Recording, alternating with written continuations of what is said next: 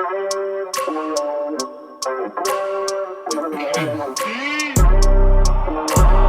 up every minute with the fever dreams. I put the mind to a limit where it needs to be. I work blind, got vision I don't need to see. I'm picking mind over matter, I believe in me. I need to find more hours in the day to breathe. Need to find more power in the way I be. And when my mind turns out with the painful scenes, I need to scream out loud, I can't stop me. I wanna be the greatest like Rocky. You know I leave them all hating like a hobby. I'm out here making moves like a lobby. And if you ain't with me, it's you lost, see. I got my mind on the facts, I'm a python, grab what I like real fast. Choke until I have everything I attack, everything that I lack, everything that I want and I see, matter of fact.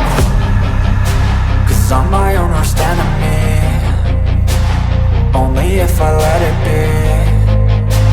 I can control anything if I can just think carefully. I control my destiny. Deep up in my mind I manifest it. Every morning I wake up obsessed and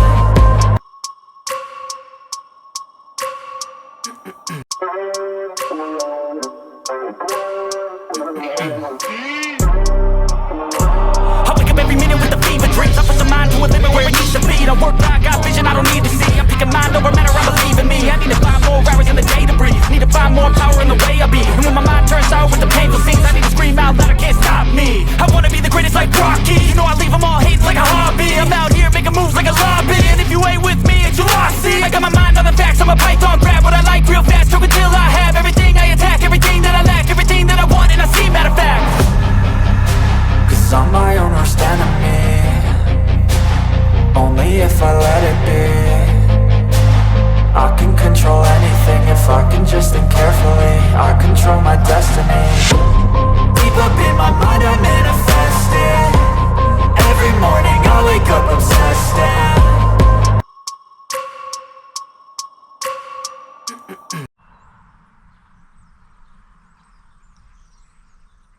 It's a really nice day today. Welcome back to another video. I'm Mr.J. Today's video, we're going to be continuing on with the airbrush work on the Halloween skate deck. I have done some things off camera. It's been a crazy week. We had our baby, so we were in the hospital for 3.5 days.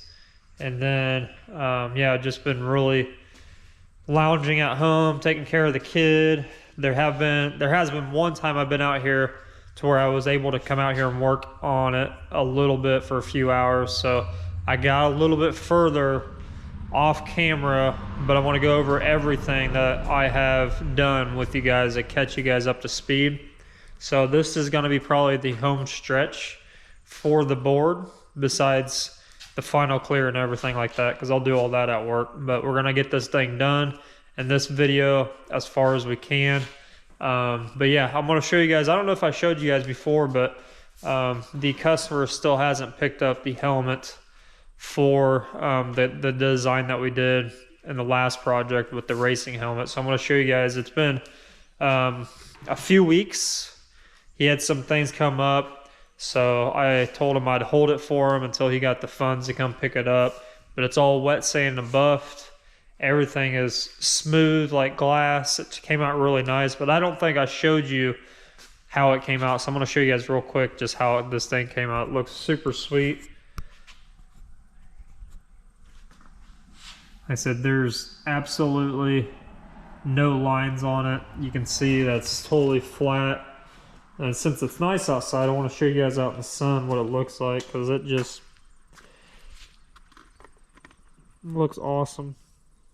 Came out really, really nice. It's almost too flashy for him, but he hasn't seen it. But I think it's going to be perfect. He saw pictures of it, but he has not seen it in person or anything like that. And pictures just don't do it justice, because you can see all the sparkle and flop and everything in this in person. So, but yeah. Just want to show you guys that real quick, because I don't think I actually did show you the end of it. I think I just cleared it one more time, wet sand and buffed it, and then it's been sitting ever since. So we're going to get going here today. We're going to get everything set up. I want to turn my compressor on here.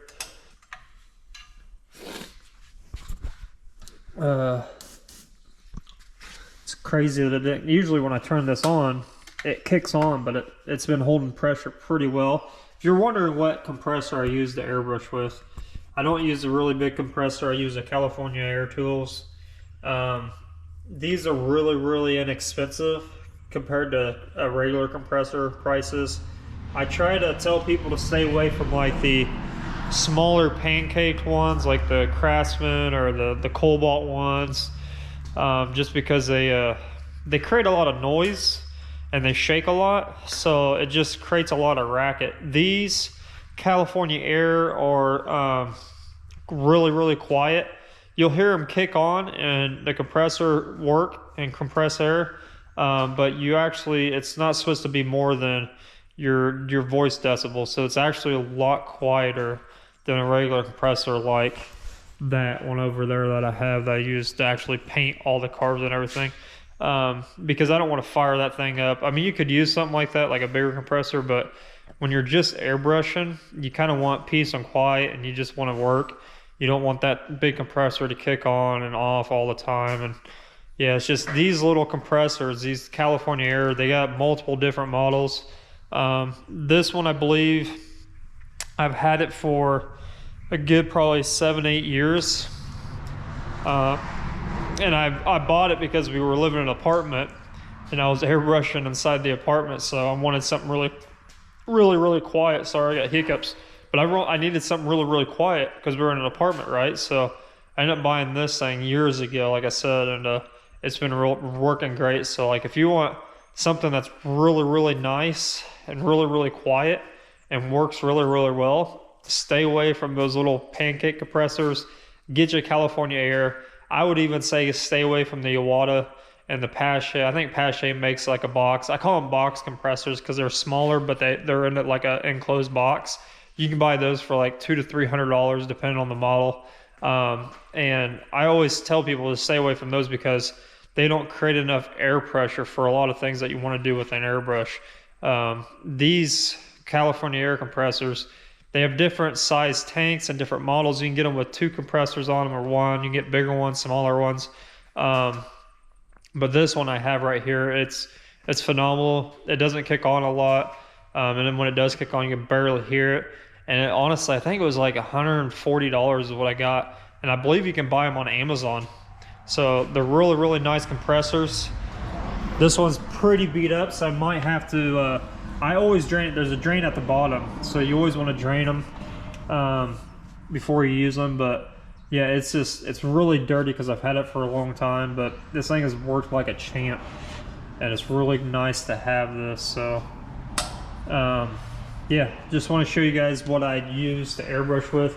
I really recommend get one of these because it'll last you for years and you'll obviously get your money out of it, especially if you do this for full time. Now obviously you can't really, if you're traveling like on an airplane all the time going from jobs to job, you really can't put this on an airplane. I don't believe you can unless you find a big enough suitcase you can put it in, but other than that, it's perfect. You can travel with it if you're not going by airplane. It's small enough that you can pick it up. It's not really too heavy, and it's really good for travel too. So yeah, so I want to show you guys now what I have been working on here. So I don't want to show you guys just yet. Let me set it up here, and we'll go over everything that I've done because it is really wrapping up to be complete. We just need to do a little bit of detail work and pretty much going through and cleaning things up. So I'm going to show you guys it first and I'll walk you through what I've done. So going from left to right, I'm trying to get the glare out of this.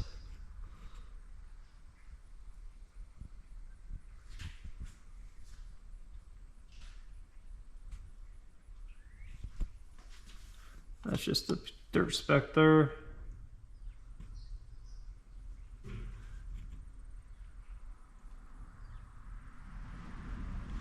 But everything looks really cool. Sorry for the glare. But there it is, guys. So I'm gonna see if I can show you guys better over here because that glare is just crazy and it blocks a lot of the detail. So as you can see, I went through and I've added, obviously you can see the pumpkins here and there. I've added a little bit more tombstones. I went over the tombstones again to make them more dark black in certain areas to punch them out. And then I made the ones in the background, like back here, have a little bit more fog than normal. And I did that on both sides as well as the pumpkins. And then I made it just look like there's a bunch of pumpkins back here, like kind of like a pumpkin patch. And then I went through, and when I did that, I added more fog towards the bottom to make it look like it's just rolling in. And then before I did all that though, I went through and I kind of did some detail work with the white to punch out some more of this stuff, because I did blast it again with some black with more blue in it, so it gave it a little more of a blue hue.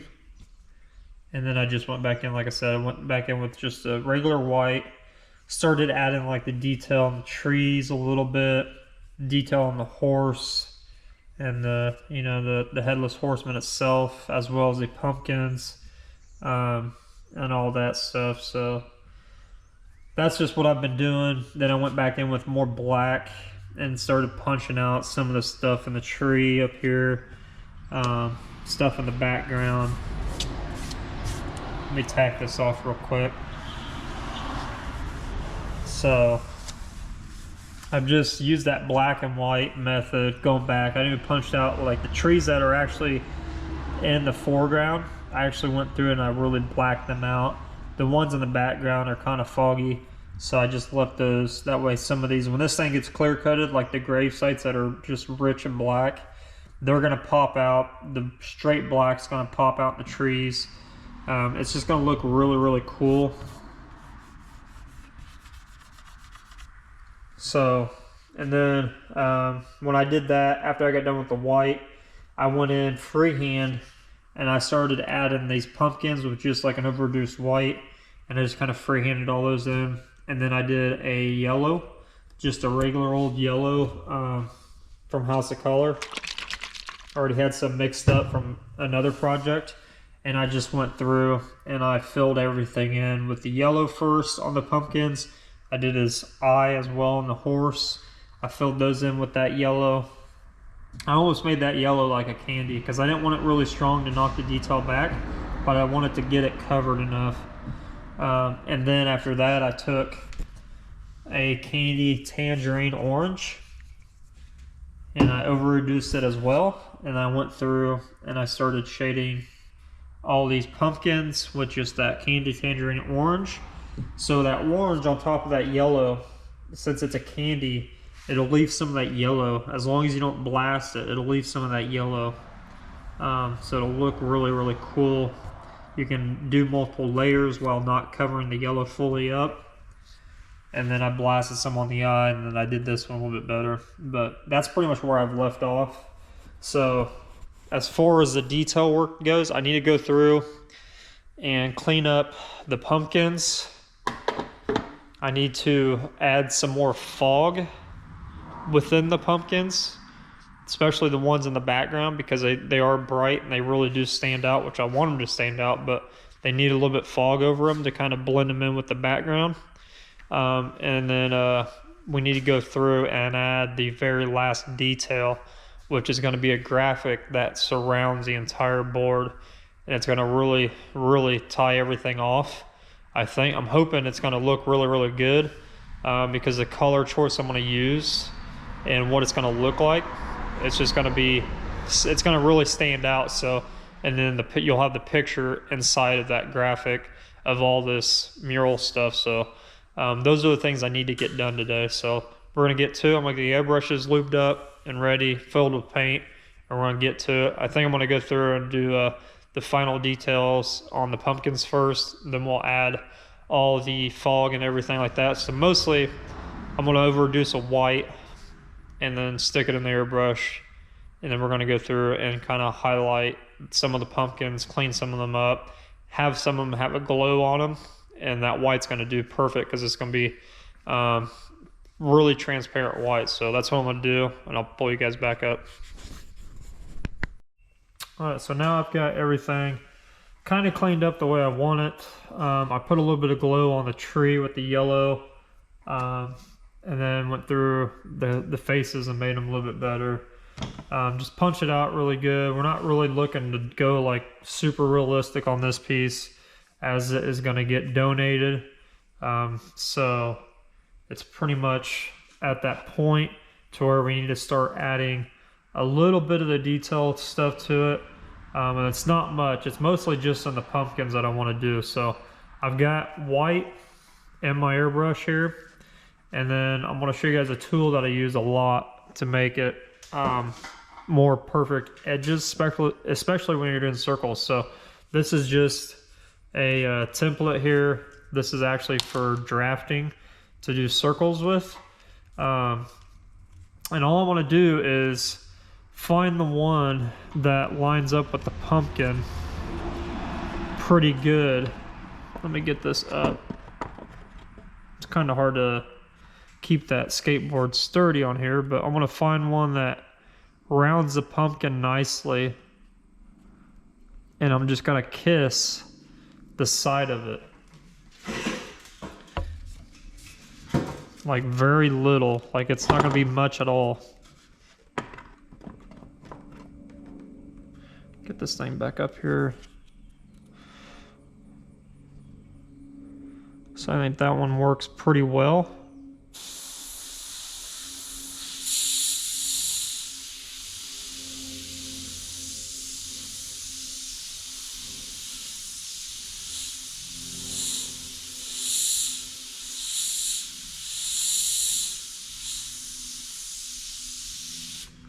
And just a little bit goes a long way. You don't need to really crazy kill it, but just to have a little bit of that glow when you clear it and get it done. So we'll do that on this one as well. Up here, I don't know if you guys can see that. Let me move you guys a little bit better. So I want to find one that works with this pumpkin.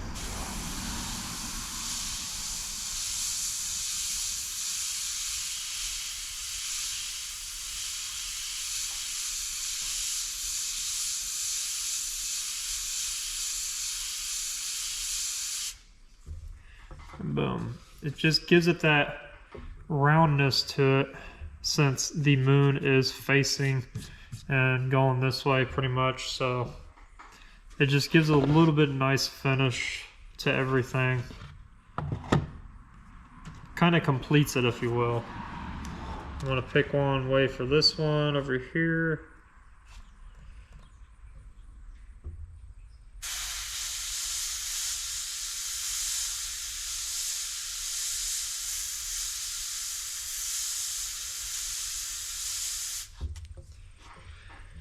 Just to give it a little bit of glow. That's all we're doing, is giving them a little bit of glow.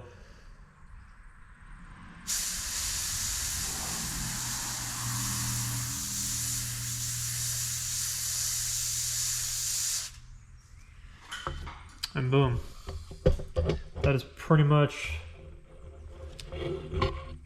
it. I think I want to hit this one again, just because I forget which one I used. It's this one, I believe.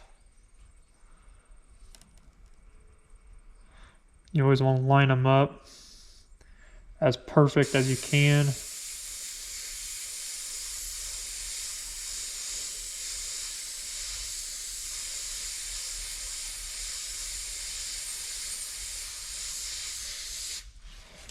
There we go. I like that a little bit better. It just gives it that light that is rounding over on that. And I'm gonna do the same. I'm gonna do the same for this one down here again.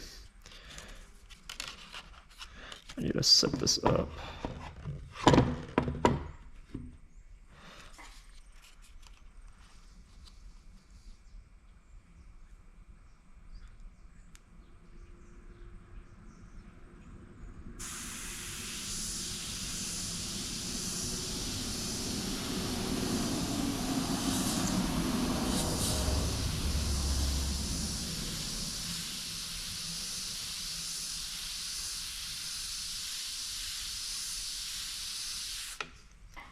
There we go. I like that. I like that too. And then we're just gonna go through here and pick out certain things to highlight. It's not gonna be too much, but there are some things I want to do, like the eye back here. I want to try to get it to where it's not completely yellowed out like it is, but to give it kind of like a highlight in there.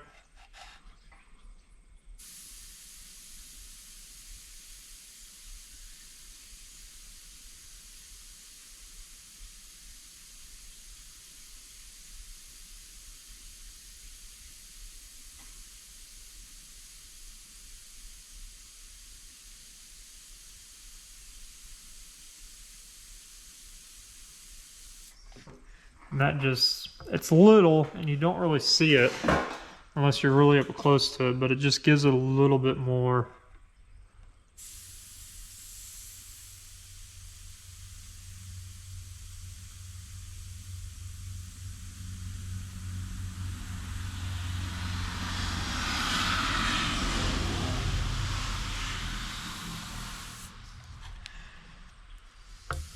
And did you guys see that blowout right there?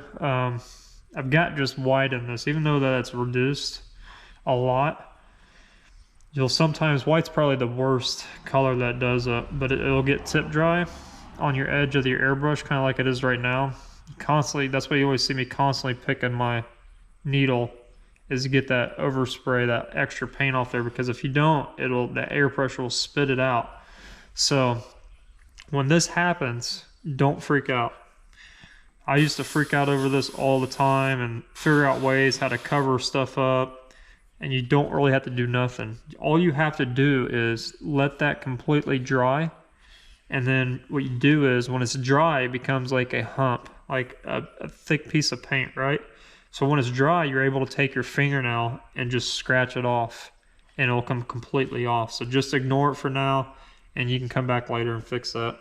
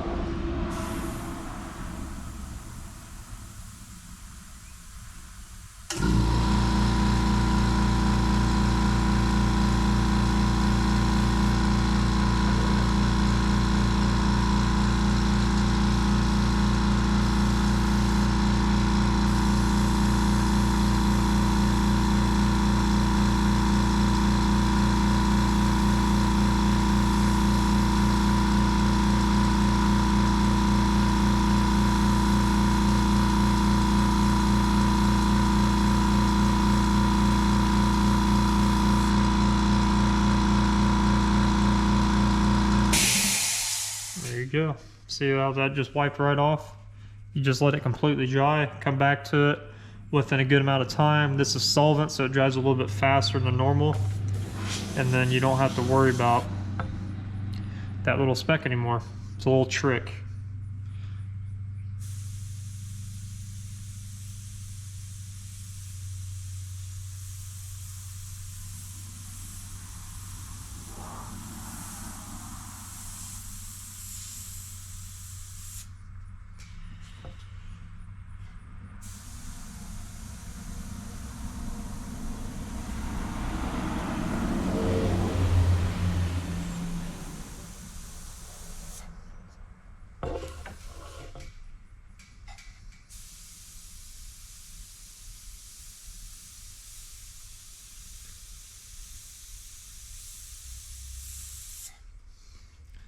Right now I'm just doing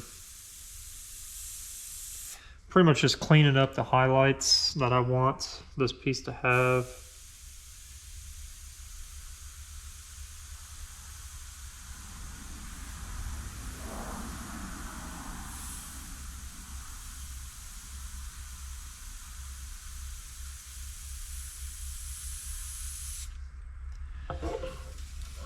That's pretty much all I'm doing is just picking.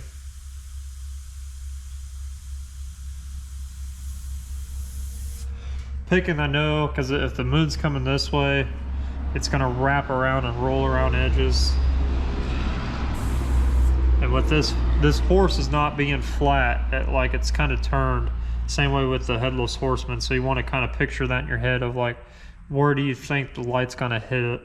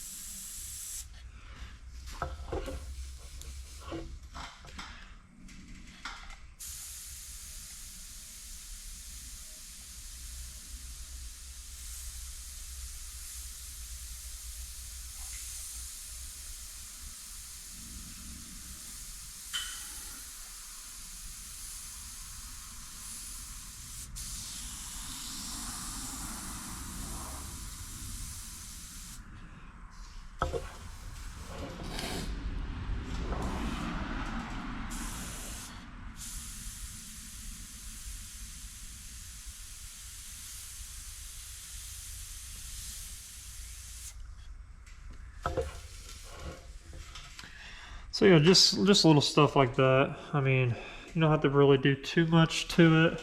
You just kind of want to hit it where the light's hitting it. And then another thing with like when you're over reducing your paint, a lot of guys don't have to do this. Some guys just crank their air pressure up and just go at it and not reduce their paint as much as I do.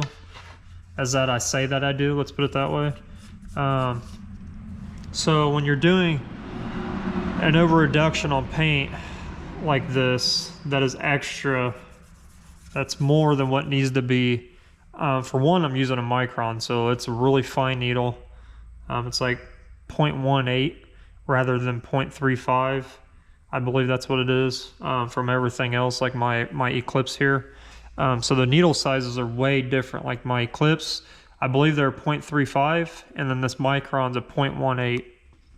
And I think you can get a micron in 0.15 too. So it's like less than half.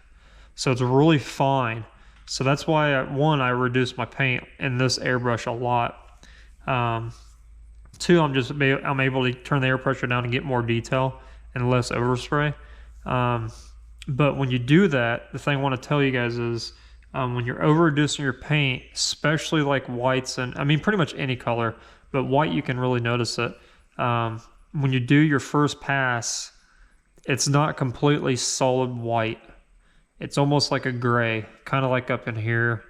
Even though this is all solid white that's in this tree, besides the yellow and the black, obviously, it is actually diluted down to where when it hits the background, some of that background's going to come through it, right? Because it's so transparent, because you're pushing it through an airbrush with a tiny needle. So you're constantly having to, if you want something to really stand out, to really be that bright white that I'm doing, you're going to have to go over it multiple times. So that's why you see me in a lot of videos. I've had people be like, "Oh, you're not doing it right because you're constantly going back and forth." It's because you have to. If you want that area to have that bright, rich color, whatever color you're using, you're going to have to go back and forth over it if you really want it to stand out. Like some of these tree limbs and stuff right here, I kind of want these to stand out a little better than what they are already. So I'll come in here and I'll just add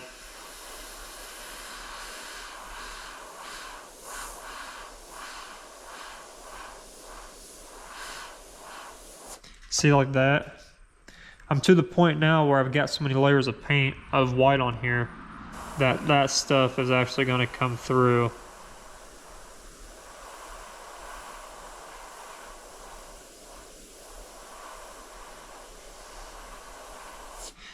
And that's where these layers, like even that just a little bit right there, when you look at this, it kind of looks more three-dimensional because you're having all these shades, and the way these branches are wrapping and curling and the way the moon is hitting them, you can direct your light source to certain areas to make it look like it's actually like 3D on the panel.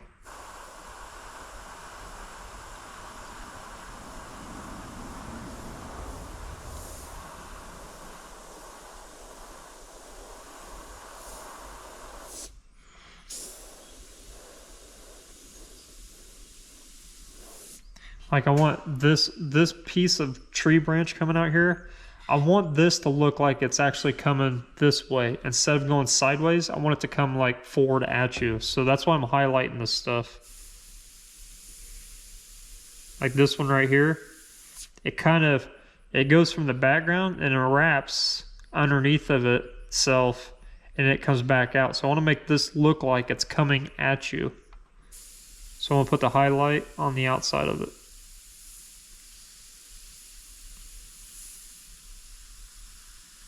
I'll make it really bright right here, like it's like that sun that's coming this way, or that light source, it's really hitting that and dipping that down.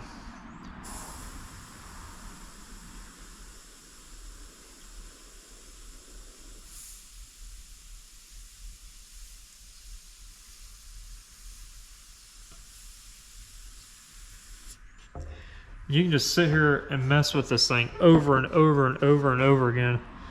And you know, with this tree, it's old, it's brittle, it's supposed to look worn down, so you can sit here and make it look weathered. I mean, there's a million things you can do.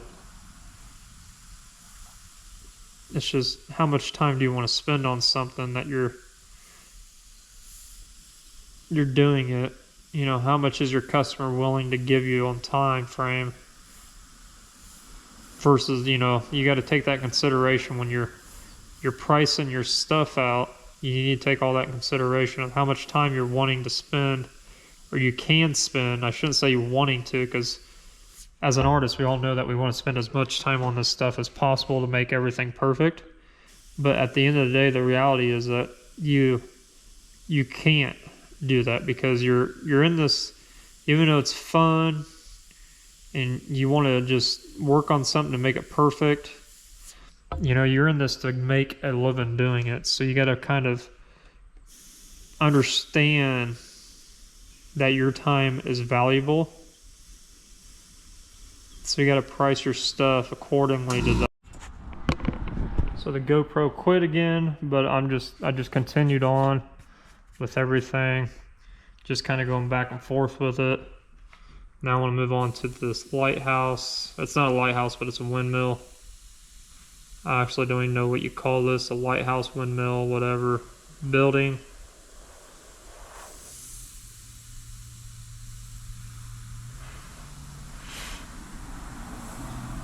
Just picking areas where you can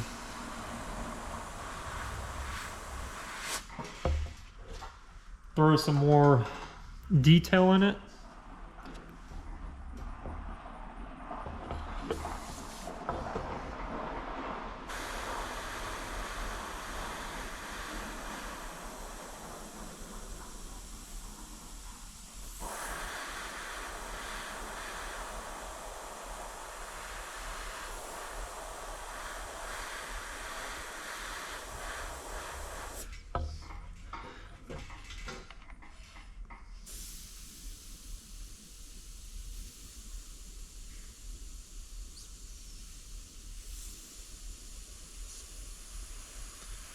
So you just got to make sure you're pricing yourself accordingly when you're doing this.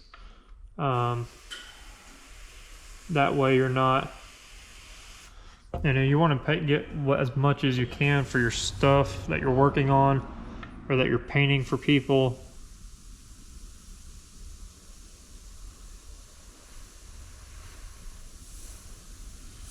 And that just comes with the experience on what you think you can get and what you should be getting for your work.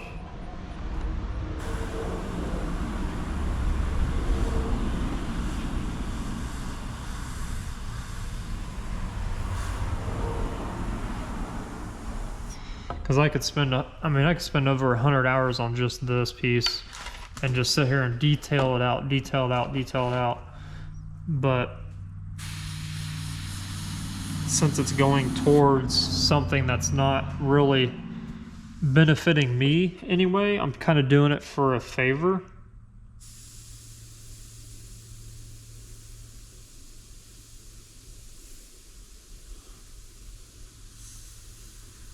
And I can't really spend gobs of hours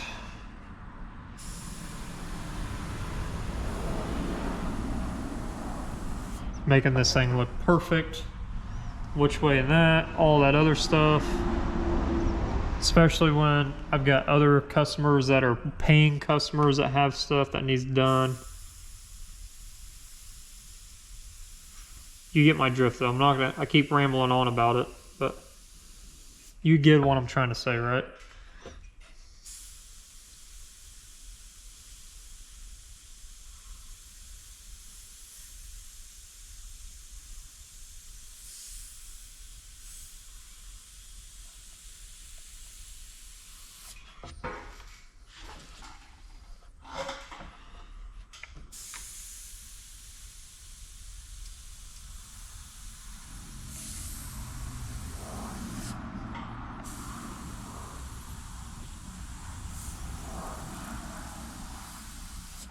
So I'm just trying to get in here and get this thing done.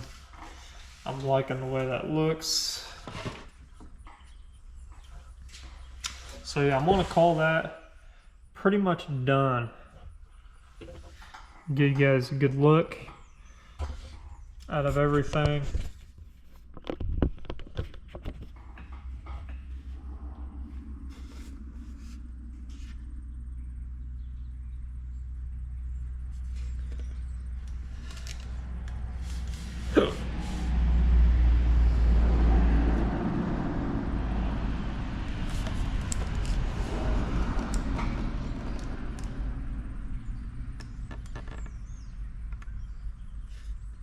So,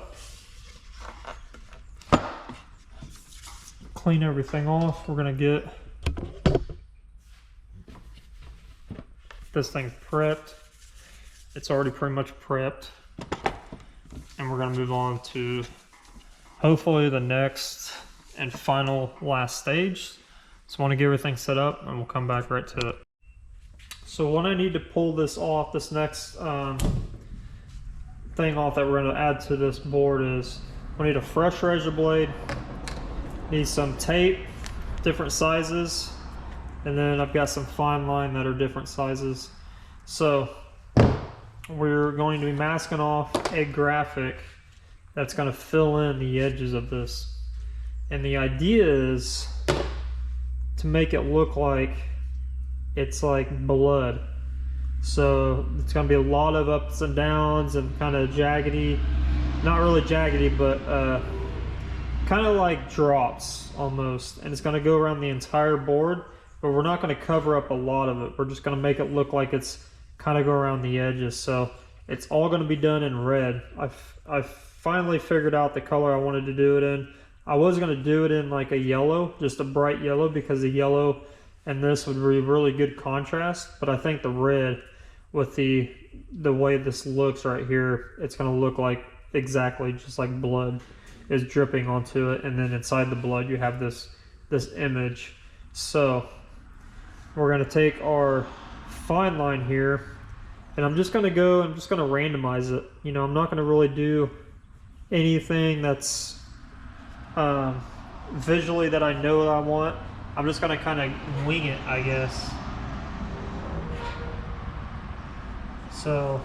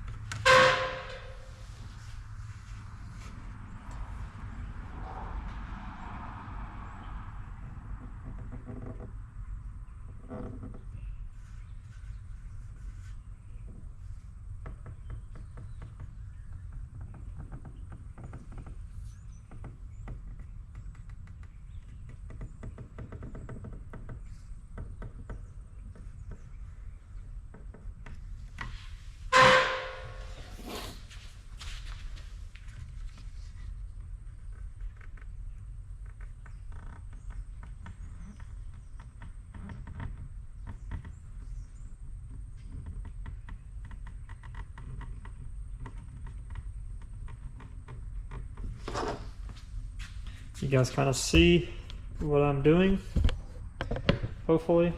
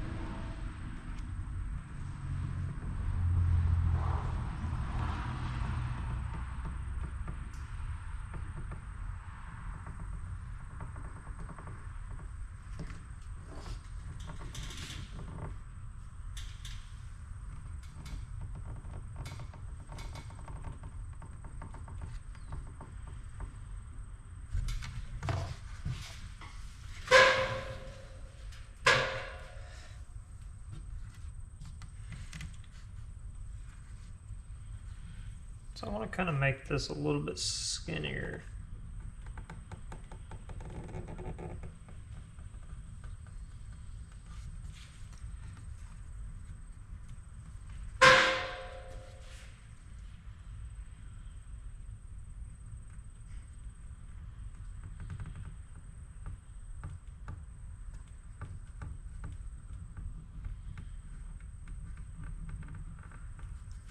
There we go.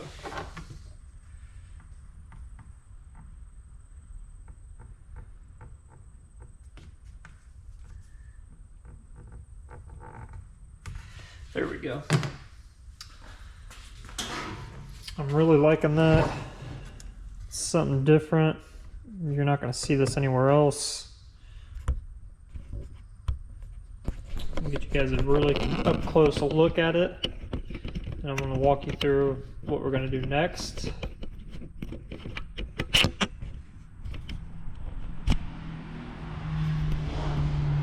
So, everything towards the edge of the tape is going to get red. We're just going to use a bright red on it. Nothing crazy.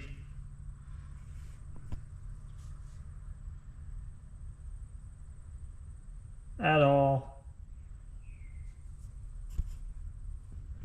But it's going to create a universal border. I call it universal because you can do it on anything. You can do this on a picture frame. You can do any, not just a skateboard or anything like that, but you can do this on any type of art project that you're doing, whether it's a painting or a drawing or anything like that, and create your own border.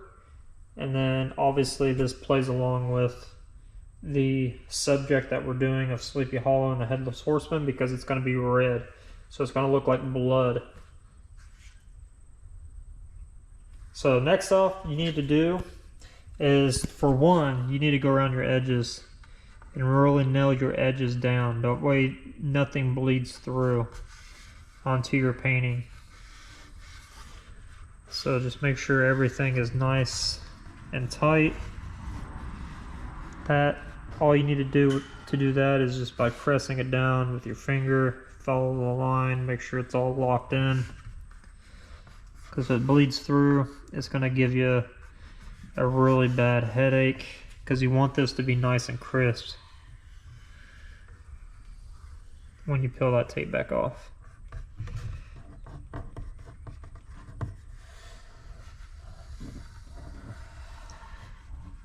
Alright, I like that. So next I'm going to do is this. I'm going to start laying, I'm going to lay a piece of paper over it, but I'm going to first just kind of outline it with these two pieces of tape. So I'm just going to outline, and then I'm going to cut away, and then I'll use this if I need to do any edges that are easier to wrap than it is with this. So I'm going to do that, put paper on it, and get it ready for paint. We'll come right back. Got everything masked off. Getting ready to tack it off here and spray some red on it. So the easiest way to like mask off all this stuff down here that's kind of like uneven is just to run a piece of tape all the way across it, cut it out. That's exactly what I did in the areas that were really hard. Other areas I just used the 3/4 and rounded it. This way, that way everything is nice and neat, and you don't have to worry about any blow throughs, because that tape is fully sealed. As long as you don't cut on the outside edge of that fine line, you're going to be 100% good to go. And that's another reason why using a tape that's kind of see-through against this bright colored fine line, it makes it a lot easier to see that through that tape. Just makes your life 100% easier. So I want to get this tacked off, get some red on it, and I'll show you guys in the end what it looks like.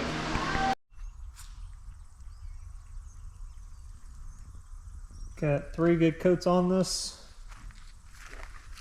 With it being a black background, it was a little bit harder to cover, so it took 3 coats instead of 2 usually. House of Color is really good about covering on their base coats. It's a 2-to-1 mixture, so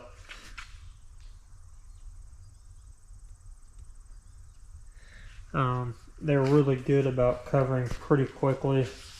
This, like I said, it was just all black, so if you know anything about painting, black does take a little bit longer to cover unless you are putting some type of darker color on top of black.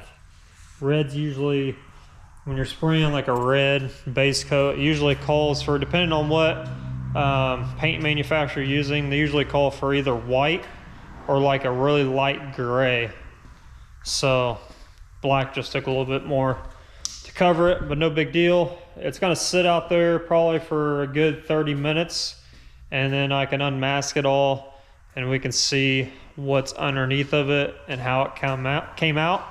But we gotta let it dry, tack up really good, make sure when we pull that tape, everything's sharp and nice. If you don't wait when you're pulling tape, if you're in a hurry, a lot of people get in a hurry because they're afraid to let that paint sit on top of that tape for very long because they're thinking that tape's gonna peel up. As long as you prepped it right, you don't have to worry about peeling your tape up really quick. You can let it sit on there, I mean, for a while, for days, I mean, weeks if you really need to. As long as you prepped everything underneath of it, that tape should not peel any of your paint up from the bottom, any of the airbrush work we did or the paint work we did underneath of it. And when you pull that razor sharp fine line off, it should not peel any of that red up as well. You want to make sure you wait as long as you can. Don't get in a hurry when you're peeling up fine line. You want to make sure it's nice and dry, because one, you want your tape lines to be really sharp. Two, you don't want to accidentally bump into your paint and smudge it, because then you just got to redo it all over again. So I'm gonna let this sit. We're gonna come back in a little bit and we're gonna find out what it looks like and peel all that tape off there. All right, so I am starting to peel this up and get all this tape off of here. The one thing I thought about doing when I get this red off is getting some extra red paint and just slashing it to make it look like blood splatter, but I'm not 100% sold on that yet. I wanna get this off of here first.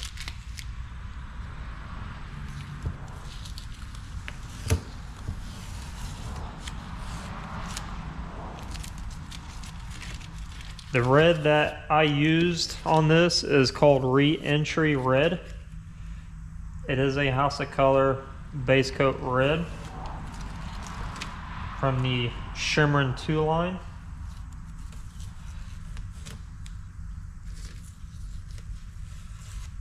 Looks like everything is gonna be really nice.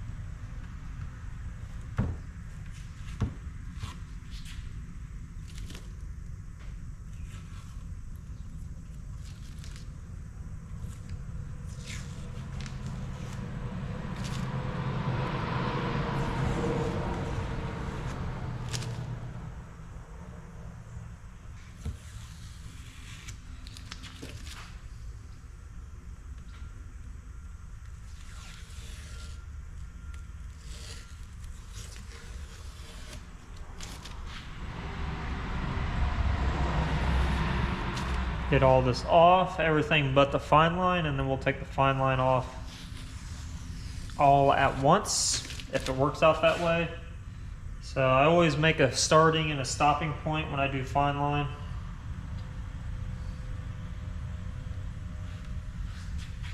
It just works out better that way when you pull it and you make one continuous piece of tape line, and boom, that is it, guys. Let me get you guys off of here and a better view.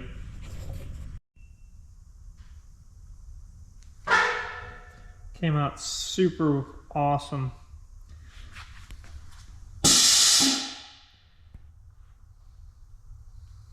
You could even use, I could have used like a lime green in this to make it look like slime instead of like a blood. But I think the blood just worked out really nice. And now you can put clear coat over this, sand it flat, make it all smooth. I don't know if I'm gonna be clear coating, actual clear coat. I might varnish it instead, just to protect the paint. If I have time, I'll put a couple coats of clear on it, probably 3 coats, sand it down and buff it. But that is it, guys. If I decide to clear it, I'll add the finished product in another video, because I'm gonna cut this one off right here. and end it. So really happy with the way this came out. It looks really, really good.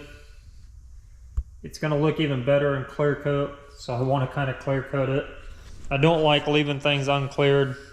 Obviously, if you're just gonna be giving it away, a lot of people won't actually clear it. They'll just kind of put something on it to protect the paint from like water or anything like that. So, but like I said, if I got time, I'll put 3 good coats of clear over this. You know, when I go to work, I can bake it and all that other stuff. So I might do that just because it's going to look better cleared. And somebody will probably take care of it better if it is clear coated. So, but yeah, that's it. I'm going to end it here. Hopefully you guys enjoyed this little series I did.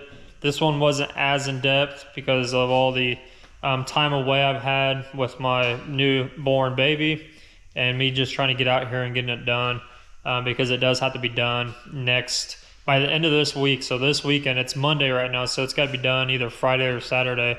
The customers are going to come pick it up, so it needs done quick. So I was just trying to get it done out the door. So sorry about that. Hopefully the next airbrush video will be more in depth for you guys that are wanting to learn a little bit more about the art form.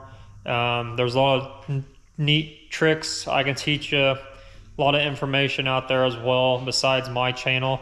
But I appreciate you guys watching. If you have anything you want to say, comment below. I'll try to answer your comments as best as I can. If you have any questions, post them there. And also subscribe to the channel and like this video. That way it can get out more. Right now it's kind of like I'm at a dry state to where the channel is not growing. It's just kind of stagnant. So we need to try to get this thing to be ramped up.